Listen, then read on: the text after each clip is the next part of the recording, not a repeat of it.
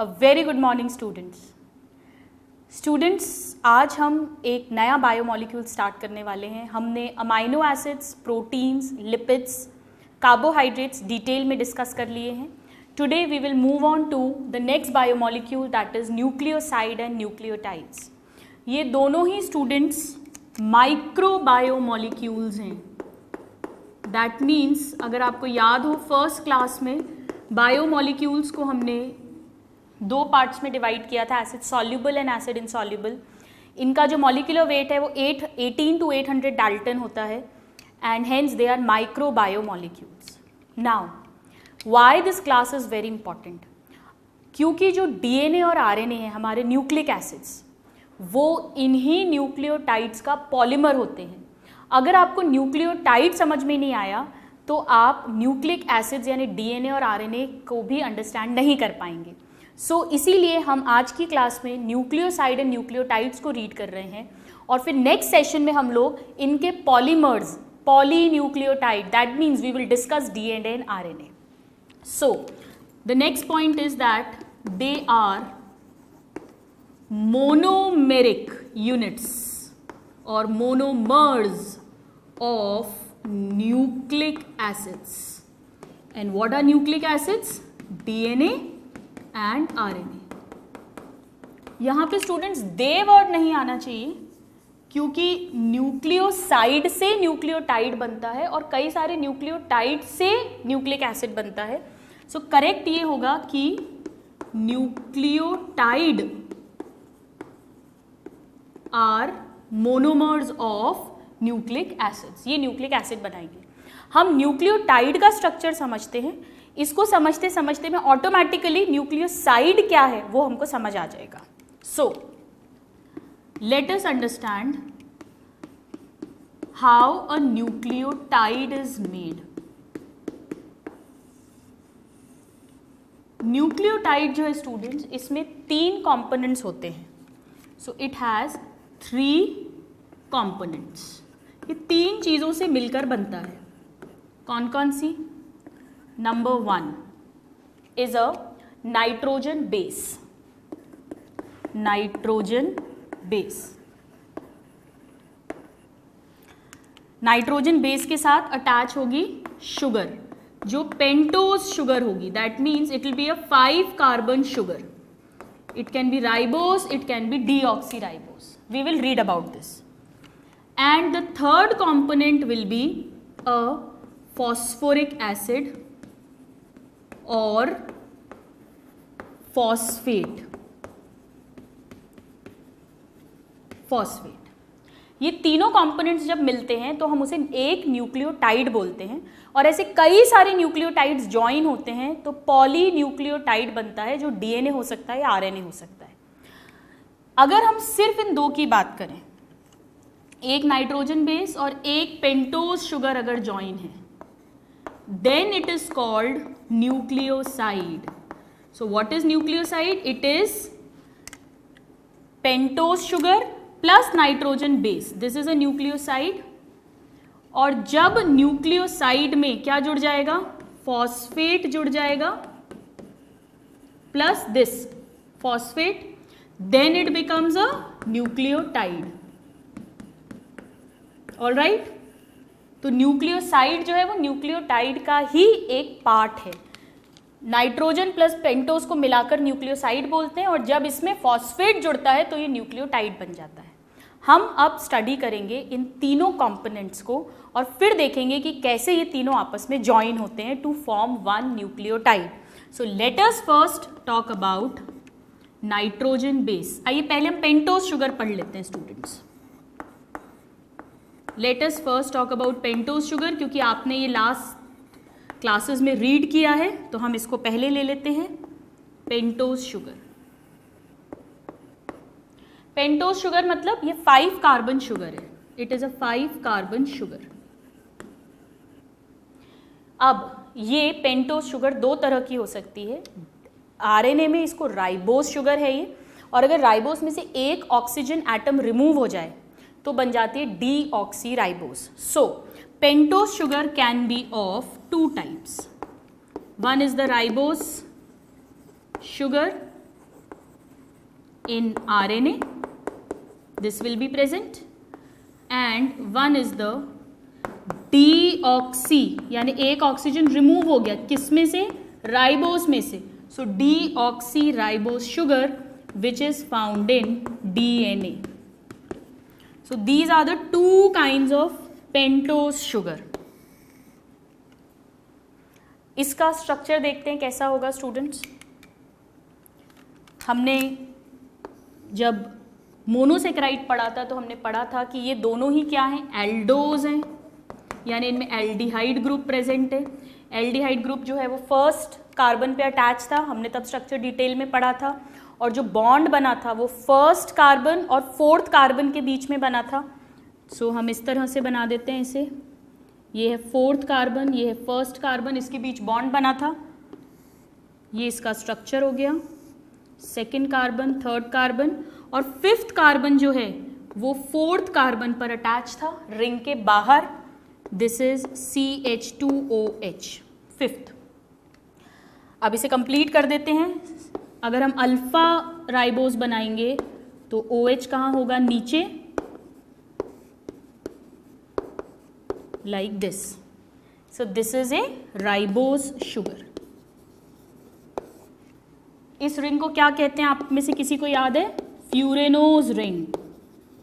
फ्यूरेनोज ring pentagonal है, 4 carbon है, 1 2 3 4 इस रिंग में, और एक ऑक्सीजन एटम है and 1 O2 atom.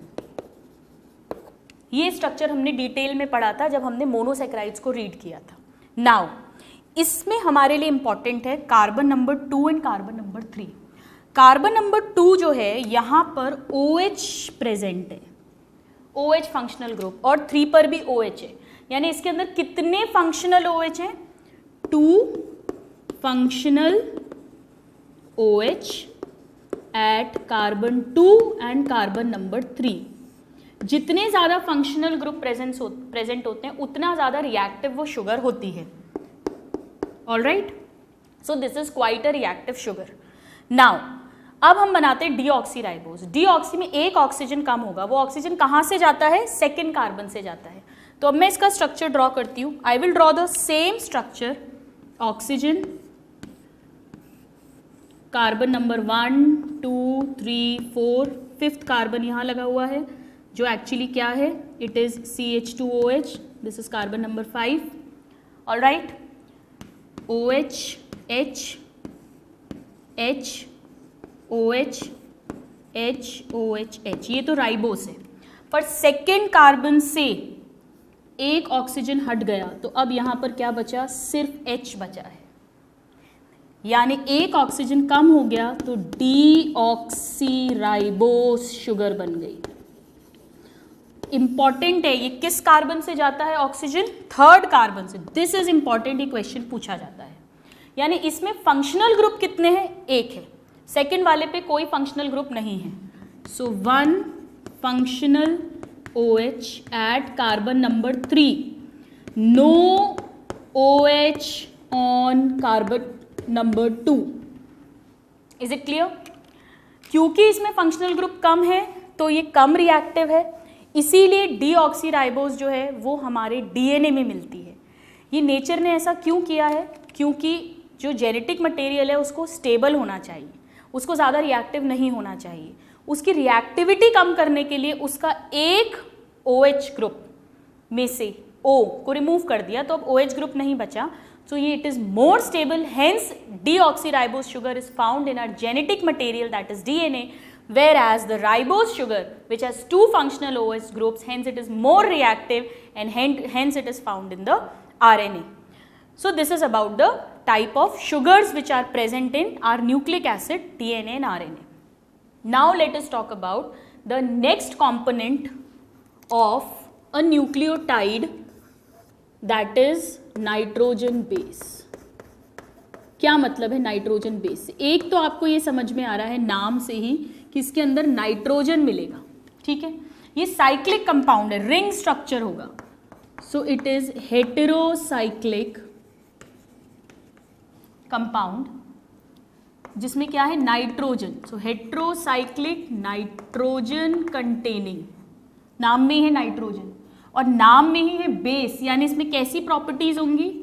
With basic properties, with basic properties. So it has a nitrogen, it is cyclic and it has basic properties. All these three are the questions. अब nitrogen bases दो type की हो सकती हैं, या तो उनमें दो रिंग्स मिलेंगी या उसमें सिंगल रिंग मिलेगी। इस बेसिस पे हम नाइट्रोजन बेसिस को डिवाइड करते हैं into two types. The first is dicyclic, दो रिंग्स मिलेंगी, डाइसाइक्लिक, और जो डाइसाइक्लिक हैं उन्हें कहते हैं प्यूरीन्स।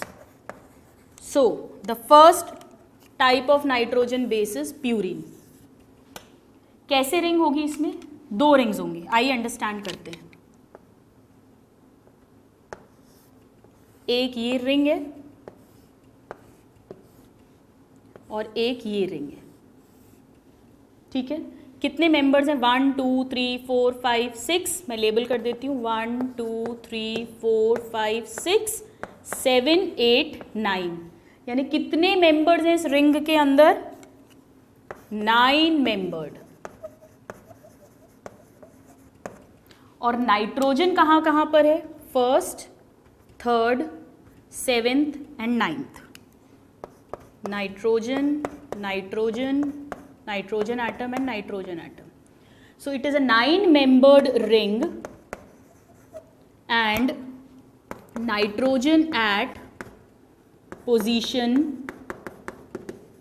1 3 7 9, ठीक है। अब इसके बॉन्ड्स कंप्लीट कर देते हैं, इस तरह से इसमें वैलेंसीज फुलफिल हो जाएंगी। ये जो है स्टूडेंट्स, बाकी जगह यहाँ पे कार्बन लगा है और फिर कार्बन के साथ में हाइड्रोजन लगा होगा, ठीक है। सो this is a typical purine ring. Alright, now let us see the examples. इसके अंदर दो एग्जाम्पल्स आते हैं। One is the adenine, okay, और सेकेंड है ग्वेनाइन। ये दोनों प्यूरीन्स हैं, यानी double ring nitrogen bases. Adenine को ए लिखते हैं, इसका स्टैंडर्ड शॉर्ट फॉर्म में, और इसे जी लिखते हैं। इनका स्ट्रक्चर कैसा होता है, आइए स्टडी करते हैं। एडेनाइन कैसा होगा? ये रिंग बना दी, ठीक है। ये दोनों नाइट्रोजन है फर्स्ट और थर्ड पे। ये सेकंड रिंग बना देते हैं लाइक दिस। यहाँ पे भी नाइट्रोजन है, ऑलराइट। अब जो एडेनाइन है उस पे 6th पोजीशन पे एक NH2 ग्रुप अटैच होता है। So it is like this, but यहाँ पे 6th पोजीशन पे, ये 6th कार्बन है, एक अमीनो ग्रुप अटैच है। यानी एडेनाइन क्या है?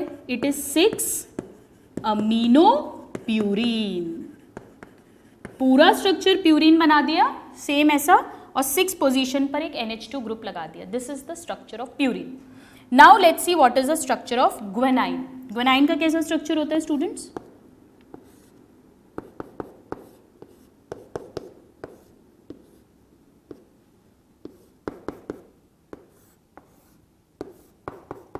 ये चारों नाइट्रोजन लगा दी 1 3 7 9 पे।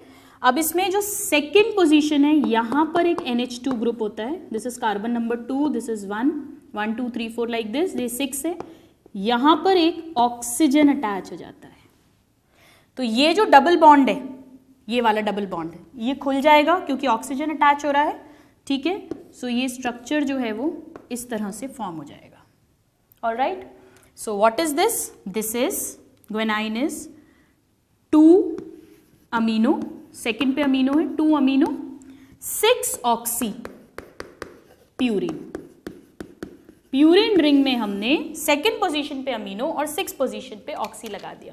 सो 6 amino purine is adenine, 2 amino 6 oxy purine is guanine, and they both are double ring structures having 9 members total with nitrogen at position number 1 3 7 9. Now let us see the second. Second nitrogen bases जो होती है वो होती है monocyclic, यानी इनमें कितनी ring मिलेगी? सिंगल रिंग मिलेगी। ये जो हैं they are called pyrimidines. So 2 types of nitrogen bases are purines and pyrimidines. Purines are double ring and pyrimidines are single ring. कैसी रिंग होती है? आइए पहले हम एक स्टैंडर्ड रिंग बना लेते हैं इसकी. Nitrogen like this we will make. Alright, ये बॉन्ड्स बना देते हैं सेम जैसा उसमें बनाया था प्यूरिन में, पर सेकेंड रिंग नहीं बनेगी. अब इसकी नंबरिंग करते हैं. ये first position, second, third, fourth, fifth, sixth, यानी टोटल इसमें कितने मेंबर्स हैं? 6 मेंबर्ड रिंग है. वो 9 मेंबर्ड रिंग है, ये 6 मेंबर्ड रिंग है. नाइट्रोजन कहाँ पर है? 1, 3, क्योंकि 7, 9 तो है ही नहीं. So nitrogen atom at position 1 and 3, वहां पे था 1, 3, 7, 9. All right, so this is a standard pyrimidine ring. Now let us see the examples. इसमें 3 pyrimidines अवेलेबल है नेचर में. पहली है thymine. All right, second is uracil and third is cytosine. C, this is U and this is written as T. ठीक है, पहले हम uracil का स्ट्रक्चर देखते हैं क्योंकि वो इस रिंग के जैसा ही है बिल्कुल, और फिर हम थाइमीन और साइटोसिन को अंडरस्टैंड करेंगे. यूरेसिल कैसा होगा? आइए ये रिंग बनाते हैं अपन वापस से. फर्स्ट और थर्ड पे नाइट्रोजन बना दिया. ठीक है, इस रिंग में सेकेंड और 6 पोजीशन पे ऑक्सीजन अटैच करना है. तो यहाँ वाला डबल बॉन्ड खुल गया क्योंकि ये ऑक्सीजन लग गई. ये डबल बॉन्ड भी ओपन हो गया, यहाँ पे ऑक्सीजन लग गई. ये double bond as it is है. Okay, so what is uracil? It is 2,6-dioxypyrimidine. Easy to remember? 2,6-dioxy. This is the second one, this is the 6th one. यहाँ से फर्स्ट शुरू होता है. All right? ये थर्ड है, fourth है, fifth है. अब अगर इस स्ट्रक्चर में सेम स्ट्रक्चर रहेगा, पर अगर इस स्ट्रक्चर में 5th पोजीशन पर एक मिथाइल ग्रुप ऐड हो जाए तो वो बन जाती है thymine. Alright, so let us draw the structure of thymine. कैसे बनाएंगे? सेम स्ट्रक्चर बना देते हैं. ये फर्स्ट है, this is second, third, fourth, fifth, sixth. 6th position पे एक ऑक्सीजन है, सेकेंड पोजीशन पे भी एक ऑक्सीजन है. ठीक है, ये डबल बॉन्ड है, बट यहाँ पर एक मिथाइल ग्रुप अटैच हो गया. So thymine is 5-methyl, ये एक्स्ट्रा है, और बाकी बिल्कुल same 2,6-dioxypyrimidine. Uracil is 2,6-dioxy. इसमें एक 5th पे मिथाइल और जोड़ दिया तो ये बन गया थाइमीन. अब आइए देखते हैं साइटोसिन कैसे बनता है. साइटोसिन जो है स्टूडेंट्स, उसमें क्या होगा? यूरेसिल से ही बनाते हैं हम, पर इसमें यहाँ पर एक अमीनो ग्रुप जुड़ेगा इन प्लेस ऑफ ऑक्सीजन. तो कैसा स्ट्रक्चर बनेगा? It will be like this. ये तो एक ऑक्सीजन लगा देते हैं यहाँ. नो, आई एम सॉरी, मैंने उल्टा बोल दिया आपको. यहाँ पे जो है ऊपर अमीनो ग्रुप आएगा. दिस इज नाइट्रोजन, यहाँ पे ऑक्सीजन है, देन नाइट्रोजन थर्ड नंबर पे, fourth, fifth, six. This is fifth, this is fourth, third, second पे एक ऑक्सीजन है, और 6th पे यहाँ पे NH2 ग्रुप है. क्योंकि अमोनिया ग्रुप है तो ये डबल बॉन्ड इंटैक्ट रहेगा. तो साइटोसिन का फॉर्मूला क्या हो जाएगा? इट इज 2-ऑक्सी. ये 2,6-डाईऑक्सी था, यहाँ पे सेकेंड वाला ऑक्सीजन तो एज इट इज रहा, पर 6 पोजीशन पे अमीनो आ गया, तो 6-अमीनो-पिरिमिडीन. बहुत सिंपल है. यूरेसिल को याद कर लो आप, 2,6-डाईऑक्सी. इसमें बस एक मिथाइल जोड़ दो 5th पोजीशन पे तो थाइमीन बन गया, और इसमें 6 पोजीशन पर अगर ऑक्सीजन की जगह अमीनो ग्रुप जोड़ दो तो वो बन गया साइटोसिन. स्टूडेंट्स, अगर आपको ये डायग्राम्स नहीं भी याद रहें तो एक बार चलेगा, लेकिन ये याद होना चाहिए कि प्यूरीन्स डाइसाइक्लिक हैं, पिरामिडीन्स मोनोसाइक्लिक हैं. प्यूरीन्स होते हैं एडेनाइन एंड ग्वेनाइन, पिरामिडीन्स होते हैं thymine, uracil and cytosine. Alright, अब एडेनाइन, ग्वेनाइन आरएनए डीएनए दोनों में मिलते हैं. साइटोसिन बेस आरएनए डीएनए दोनों में प्रेजेंट होती है, पर थाइमीन और यूरेसिल जो है इनमें से thymine is found only in DNA. ये सिर्फ डीएनए में मिलेगी, आरएनए में नहीं, क्योंकि आरएनए में इसकी जगह प्रेजेंट होती है uracil. So this is present only in RNA. This is very important question. यानी डीएनए में टोटल कितनी बेसेस मिल रही है? 4, adenine, guanine, cytosine and thymine. और आरएनए में टोटल कितनी मिल रही है? 4, adenine, guanine, cytosine and uracil. So both RNA and DNA have 2 purines and 2 pyrimidines. Cytosine तो होगा ही, डीएनए में थाइमिन हो जाएगा और आरएनए में यूरेसिल हो जाएगा। इसे आप नोट डाउन करिए। फिर हम थर्ड जो इसका कंपोनेंट है फॉस्फेट, उसके बारे में स्टडी करेंगे। Now students, let's read the third component of a nucleotide, that is the phosphoric acid. Phosphoric acid, या जिसे हम फॉस्फेट भी कहते हैं, और फॉस्फेट।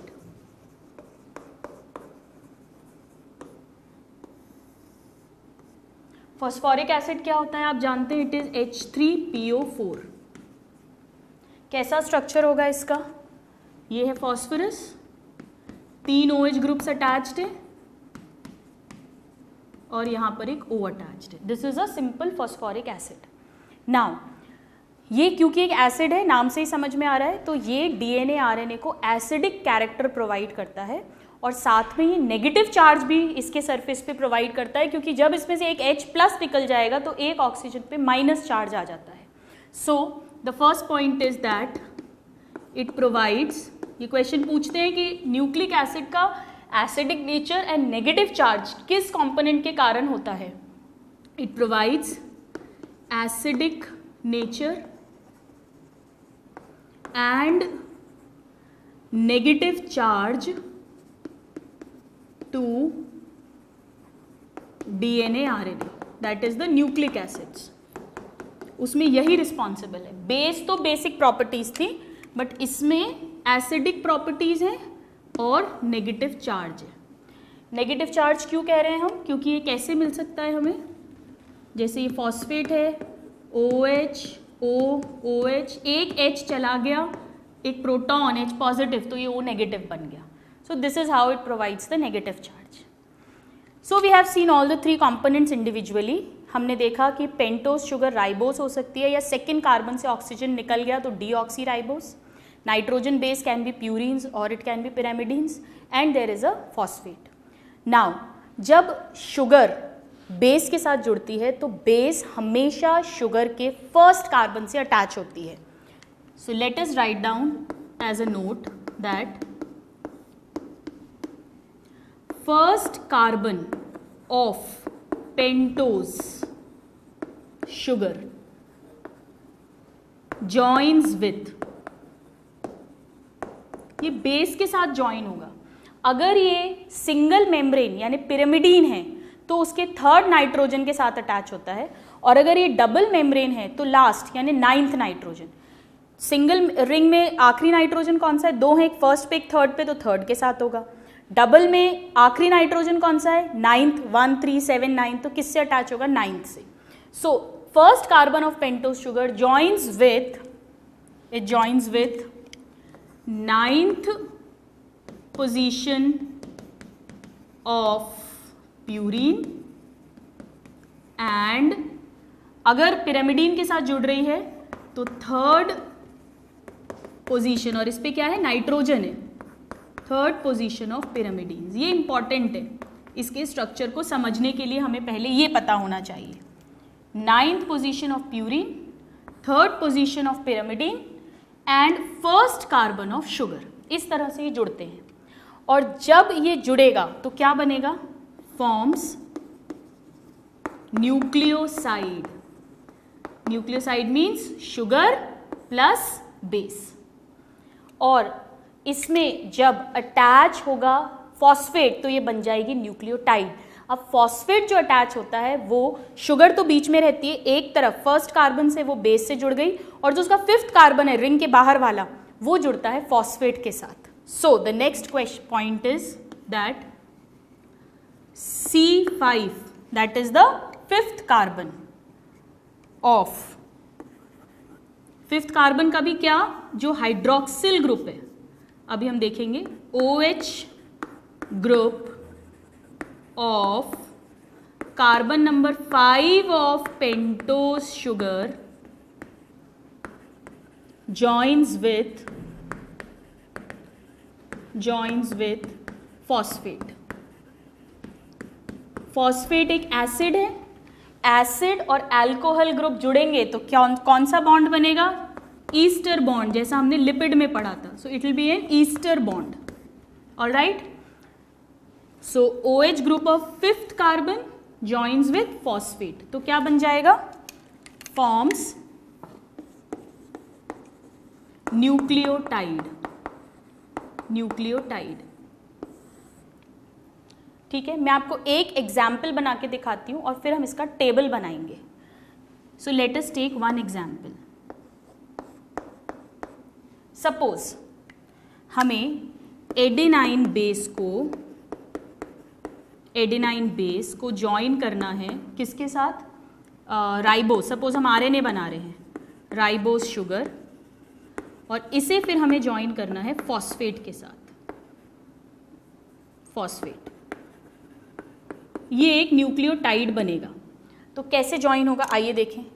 पहले ribose sugar, base first carbon से जुड़ेगा, सेकेंड, थर्ड, फोर्थ और फिफ्थ कार्बन यहाँ है. This is fifth, CH2OH. Alright, now fifth carbon के OH ग्रुप से रिएक्शन होगा फॉस्फेट का. आइए हम यहाँ पे फॉस्फेट बना लेते हैं. फॉस्फेट क्या होता है, P OH OH OH and O. ठीक है, इनके बीच में रिएक्शन हुआ, एक वाटर मॉलिक्यूल निकल गया.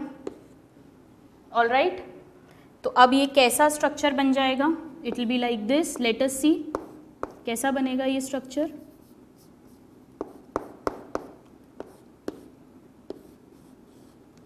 This is the fifth carbon, CH2O P OH OH double bond O. ये क्या बन गया, एक ईस्टर बॉन्ड बन गया, क्योंकि एक अल्कोहल और एसिड के बीच में रिएक्शन हो रहा है. अब जो फर्स्ट कार्बन है वो किससे ज्वाइन होगी, बेस से ज्वाइन होगी. हमें एडेनाइन बेस से ज्वाइन कराना है, और एडेनाइन बेस जो है उसकी 9th पोजीशन से ज्वाइन होगी, यानी यहाँ पर इस तरह से 9th पोजीशन होगी. अब हम अगर इसे कंप्लीट करें स्ट्रक्चर को, तो ये हमारी रिंग बनेगी इस तरह से. ये डबल रिंग है and then this is the single ring. ठीक है, और first position, third position, 7th position and 9th position पे नाइट्रोजन है. These are the double bonds which are present. और एडेनाइन बेस है तो यहाँ पर लगा होगा एक अमीनो ग्रुप. ऑलराइट, तो अब हम इसको यहाँ पर कैसे दिखा सकते हैं, किस तरह से ज्वाइनिंग हो जाएगी. फर्स्ट पे there is a adenine base. Alright, तो इस तरह से शुगर मॉलिक्यूल बीच में रहता है. शुगर का फिफ्थ कार्बन ज्वाइन करता है फॉस्फेट के साथ, और शुगर का फर्स्ट कार्बन ज्वाइन करता है बेस के साथ. अगर वो बेस प्यूरीन है तो 9th पोजीशन से ज्वाइन करेगा. अगर वो पिरामिडीन है, अगर यहाँ थाइमीन होती, यूरेसिल होता, साइटोसिन होती, तो यहाँ पे थर्ड नाइट्रोजन से वो ज्वाइन करता. This is a very very important point. इस हिस्से को, इतने पार्ट को, this that is base plus sugar, इसे कहते हैं adenosine. This is a nucleoside. और ये जो पूरा स्ट्रक्चर बना है, this is called adenylic acid and this is a nucleotide. So what is a nucleotide? A nucleotide is a nucleoside plus a phosphate group. Simple. अब आइए हम यहाँ पर क्विकली एक टेबल बना लेते हैं. ये टेबल बहुत इंपॉर्टेंट है. इस टेबल से आपको अच्छे से लर्न हो जाएगा कि किस बेस के स्ट्रक्चर को कब न्यूक्लियोसाइड कहते हैं और कब न्यूक्लियोटाइड कहते हैं। यहाँ पर हम लिखेंगे नाइट्रोजन बेस का नाम, ठीक है, फिर हम लिखेंगे उसका न्यूक्लियोसाइड, यानी कि वो बेस किसके साथ जुड़ेगी, शुगर के साथ जुड़ेगी। अगर वो आरएनए बना रही है तो वो शुगर क्या हो जाएगी, राइबोस, और अगर डीएनए बना रही है तो वो शुगर हो जाएगी डीऑक्सीराइबोस। और यहाँ पर हम लिखेंगे कि जब उसमें फॉस्फेट भी जुड़ गया, that means base plus sugar plus phosphate,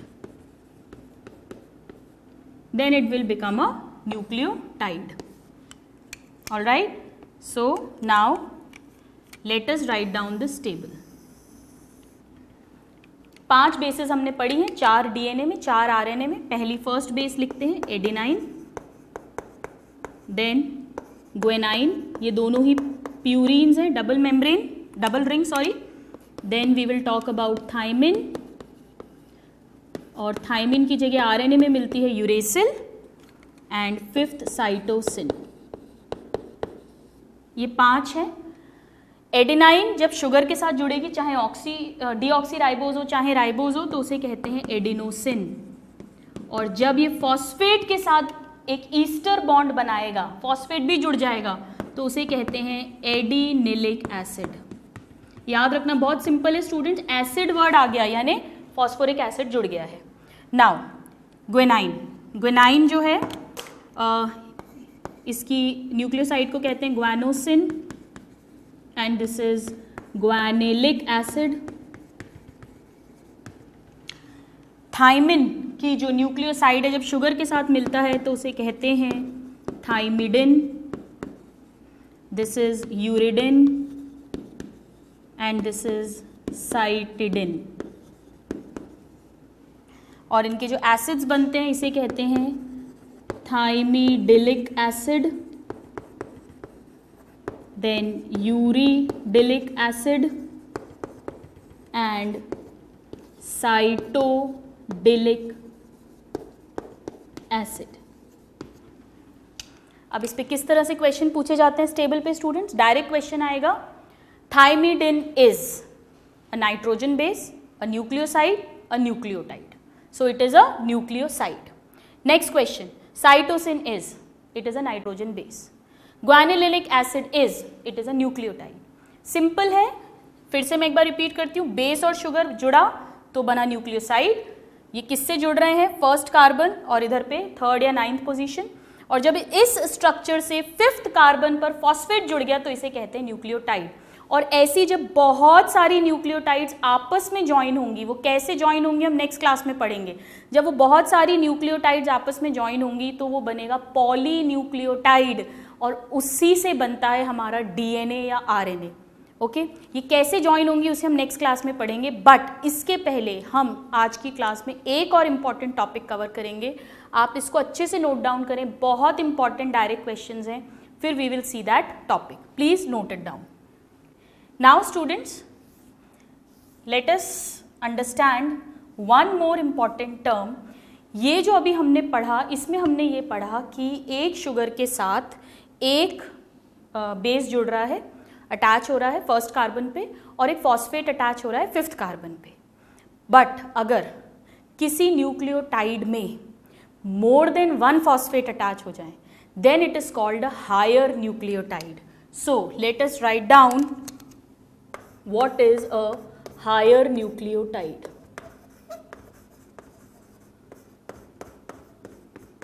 Higher nucleotide.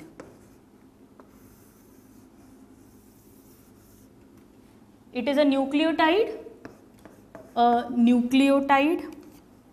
और न्यूक्लियोटाइड मतलब एक बेस, एक शुगर, एक phosphate. A nucleotide with more than 1 phosphate groups. अगर सिंगल फॉस्फेट ग्रुप है तो उसे न्यूक्लियोटाइड कहते हैं, बट अगर एक से ज़्यादा फॉस्फेट ग्रुप्स हैं तो उसे हायर न्यूक्लियोटाइड बोलते हैं। इसका जो बेस्ट एग्जाम्पल है स्टूडेंट्स, कई सारे एग्जाम्पल्स हैं, बट जो मोस्ट इंपॉर्टेंट है दैट इज ATP, जो हमारे बॉडी में आपने सुना होगा, पढ़ा होगा, हमने माइटोकॉन्ड्रिया में भी देखा था। ATP जो हमारी बॉडी की स्टोर्ड एनर्जी करेंसी है। आइए पहले इसके कुछ एग्जाम्पल्स लिख लेते हैं, कैसे हो सकता है। Examples ADP, that means adenine तो बेस है, सो एडिनोसिन, यानी एडिनाइन प्लस शुगर उसे एडिनोसिन कहते हैं, और 2 फॉस्फेट जुड़े हैं, एडिनोसिन डाइफॉस्फेट। अगर एक फॉस्फेट होता तो नॉर्मल न्यूक्लियोटाइड होती, बट उस फॉस्फेट के साथ एक और फॉस्फेट जुड़ गया आगे, तो बन गई एडिनोसिन डाइफॉस्फेट। ऐसे ही नेक्स्ट है ATP, जिसकी हम बात कर रहे हैं, वेरी इंपॉर्टेंट, अभी हम इसका स्ट्रक्चर देखेंगे। दिस इज एडिनोसिन और इस पे 3 फॉस्फेट्स जुड़े हुए हैं, सो एडिनोसिन ट्राइफॉस्फेट। देन कुछ हायर न्यूक्लियोटाइड्स होती हैं स्टूडेंट्स, जिसमें फॉस्फेट तो एक से ज़्यादा होते ही हैं, प्लस उनमें एक तरफ तो बेस होती है, बट बेस के साथ विटामिन के डेरिवेटिव्स जुड़ जाते हैं। सो the next example is, this is 1 2, now third example is called coenzyme A। इसमें क्या होता है, it is a derivative of, base की जगह पर विटामिन B5 आकर अटैच हो जाता है, so it is a derivative of pantothenic acid which is vitamin B5। ऐसे ही अगर बेस के प्लेस पे विटामिन B2 का डेरिवेटिव आ गया तो बनता है फ्लैविन। एक साइड तो एडिनाइन है, अभी हम इसको अंडरस्टैंड करेंगे। सो फ्लैविन एडिनोसिन डाइफॉस्फेट, और फ्लैविन जो है ये कहाँ से आया है, riboflavin derivative, riboflavin that is vitamin B2 derivative है ये। अभी जब हम स्ट्रक्चर ड्रॉ करेंगे तो आपको एकदम क्लियर हो जाएगा। Then next NAD, this is niacin adenosine diphosphate. ये जो निकोटिनामाइड या नियासिन है दैट इज विटामिन B3, उसका डेरिवेटिव है। ऑलराइट, ये क्यों इंपॉर्टेंट है स्टूडेंट्स, ये तो अभी हम पढ़ेंगे, ये तो हमारा मेन एनर्जी है, एनर्जी का सोर्स। ATP टूटती है तभी हमें एनर्जी प्रोड्यूस होती है, और ये जो तीनों हैं ये एंजाइम्स के साथ वर्क करते हैं, सो दे फंक्शन एज कोएंजाइम्स। एंजाइम्स जो होते हैं, आपको बॉटनी में जब आप लोग इलेक्ट्रॉन ट्रांसपोर्ट चेन ETC पढ़ेंगे, किस तरह से एनर्जी रिलीज होती है, फॉर्म होती है, तब आप पढ़ेंगे कि जो एंजाइम्स होते हैं वो अपना प्रोटॉन H+ इन्हें देते हैं, और फिर ये NADP FADP में कन्वर्ट होकर और आगे इलेक्ट्रॉन चेन ट्रांसपोर्ट चेन को बढ़ाते हैं, वो आप पढ़ेंगे। अभी तो हमें इतना समझना है कि they are coenzymes, or we can write that they act as coenzymes, that means they will work along with enzymes, so they are called coenzymes। आइए पहले हम एक FAD का स्ट्रक्चर देखते हैं और फिर हम ATP को डिटेल में डिस्कस करेंगे। Let us first understand the structure of FAD या NAD, एक ही बात, सिर्फ ये चेंज होगा। कैसा स्ट्रक्चर होगा students, now adenosine diphosphate, adenosine मतलब एडिनाइन शुगर के साथ जुड़ गया है, तो पहले तो हम एक शुगर बना लेते हैं, राइबोस शुगर बना दी हमने ये, ठीक है।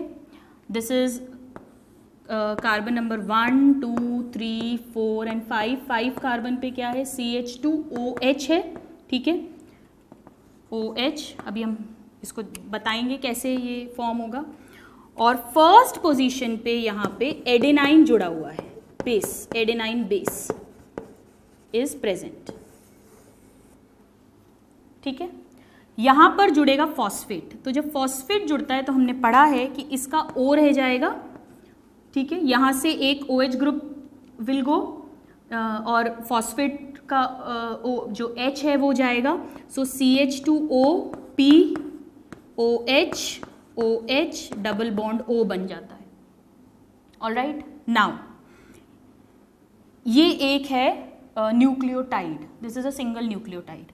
ऐसे ही इधर पे दिस इज राइबोस और अ शुगर, और ये जुड़ गया एक, this is a phosphate. Now same way एक और शुगर है, 1 2 3 4, 5th कार्बन है ये CH2O, और ये भी एक फॉस्फेट से जुड़ा है, ठीक है, और ये दोनों फॉस्फेट आपस में जुड़ गए हैं। ऑलराइट, तो ये भी एक न्यूक्लियोटाइड बन सकता है अगर मैं यहां पर कोई एक बेस लगा दूं, बट यहां पर बेस की प्लेस पे एक फ्लैविन लगा होगा, या तो फ्लैविन अटैच होगा यानी B2 का डेरिवेटिव, या नियासिन अटैच होगा दैट इज B3 का डेरिवेटिव, या पेंटोथेनिक एसिड भी अटैच हो सकता है। Alright, so this is a FAD और NAD, दैट मीन्स ये एक न्यूक्लियोटाइड है, बट ये ऐसा न्यूक्लियोटाइड है जिसमें साथ में एक और फॉस्फेट भी अटैच है, और ये दूसरी तरफ फ्लैविन या नियासिन से अटैच है, इसलिए इसे कहते हैं higher nucleotide. So this is how a FAD और अ NAD इज फॉर्म्ड। यहाँ आप कंफ्यूज मत होइएगा, ये बॉन्ड OH के बीच में नहीं है, ये फॉस्फेट एंड फॉस्फेट के बीच में बॉन्ड है। ओके, इसे कई बार स्टूडेंट्स इस तरह से भी लिख देते हैं, जैसे ये शुगर था तो CH2O then PO4 bond PO4, फिर ये OCH2, इस तरह से भी इसे शो करते हैं। So don't get confused. So this is the structure of FAD, NAD, coenzyme etcetera. Now आप इस स्ट्रक्चर को ड्रॉ कर लें और फिर हम रीड करेंगे what is ATP and what is the structure of ATP। Please note it down. Now students, let us understand the structure of ATP. All right. Now we'll talk about ATP. ATP is, the full form is adenosine. That means adenosine means adenine plus sugar, उसे हमने adenosine कहा था, और इस पे 3 phosphates जुड़ेंगे, that is why it is a higher nucleotide. So it is adenosine triphosphate. ATP जो है स्टूडेंट्स, हमारे बॉडी में जो एनर्जी है वो ATP के फॉर्म में ही स्टोर्ड रहती है, और जब भी हमारी बॉडी को एनर्जी चाहिए तो ये ATP के जो बॉन्ड्स हैं वो टूटते हैं, ब्रेक होते हैं, और उससे एनर्जी रिलीज होती है। So it is the universal, सभी एनिमल्स में universal energy currency of cell. आपके अकाउंट में कितना पैसे हैं, कितनी मनी है, ये डिसाइड करेगा कि आप कितना शॉपिंग कर सकते हैं, क्या क्या चीज़ें खरीद सकते हैं। ऐसे ही सेल के पास जितनी ATP होगी वो डिसाइड करेगा कि सेल कितने काम कर सकता है। So it is the universal energy currency of cell. It is also the energy carrier, क्योंकि इसी के अंदर एनर्जी स्टोर्ड है। So they are also energy carriers. आइए अब पहले हम इसका स्ट्रक्चर पढ़ते हैं। Let us see the structure of ATP।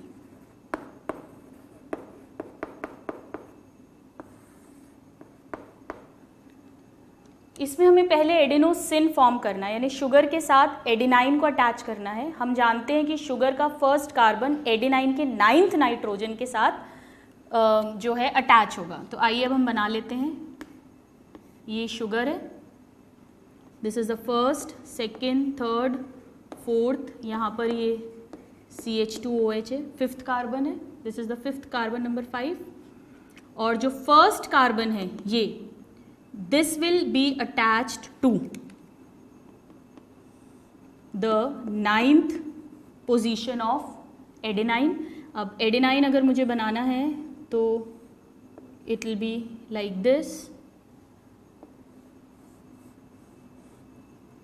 1 2 3 4, these are the bonds. Carbon number, ये सॉरी पोजीशन नंबर 1 2 3 पे, 1 and 3 पे नाइट्रोजन, 4 5 6 पे अमीनो ग्रुप अटैच है। ये एक एडेनाइन बनाया है हमने, दिस इज एडेनाइन, और 7th पे भी नाइट्रोजन अटैच है। and this is a pentose. It can be a ribose, it can be a deoxyribose. तो राइबोस का फर्स्ट कार्बन एडेनाइन के 9th नाइट्रोजन के साथ अटैच हो गया. ये जो स्ट्रक्चर बना है दिस इज एडेनोसिन. अब इस एडेनोसिन में हमें 3 फॉस्फेट्स अटैच करने हैं, एडेनोसिन ट्राइफॉस्फेट. पहला फॉस्फेट कैसे अटैच होगा, 5th कार्बन के साथ होता है. सो OH OH. एक और फॉस्फेट अटैच होगा प्लस, अगेन OH OH. एक और फॉस्फेट अटैच होगा. 3 फॉस्फेट्स टोटल अटैच होने, like this. Alright, this is phosphate 1, phosphate 2 and phosphate 3. अगर सिर्फ यहाँ तक होता तो न्यूक्लियोटाइड होता एडिनिलिक एसिड, पर इसमें 3 फॉस्फेट अटैच है इसीलिए it is a higher nucleotide. Now a bond will be formed. कैसे बॉन्ड फॉर्म होगा स्टूडेंट्स, इसका OH एंड इसका H like this, then H and OH and then H and OH. So 1 water molecule will be removed. यहाँ से भी एक water molecule remove होगा, यहाँ से भी एक वाटर मॉलिक्यूल रिमूव होगा. एल्कोहल और एसिड के बीच में OH एंड H के बीच में बॉन्डिंग बन रही है, यानी कि ईस्टर बॉन्ड्स फॉर्म हो रहे हैं. Now how will be the structure, late us draw it now. कैसा स्ट्रक्चर बन जाएगा ये,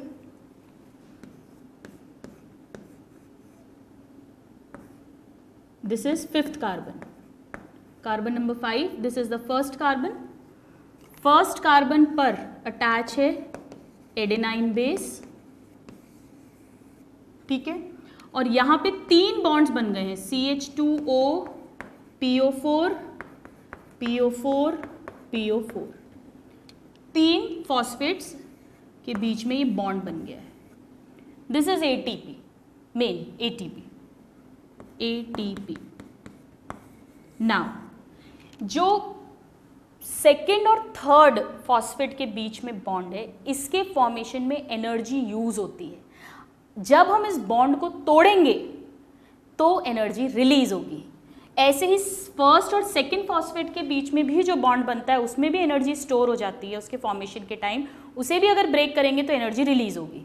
ऑलराइट, सो ये वाले जो दोनों बॉन्ड्स हैं, these two, they are called pyrophosphate bonds. Pyrophosphate bonds. और ये जो बॉन्ड्स हैं इनके अंदर भरी हुई है energy, so they are high energy bonds.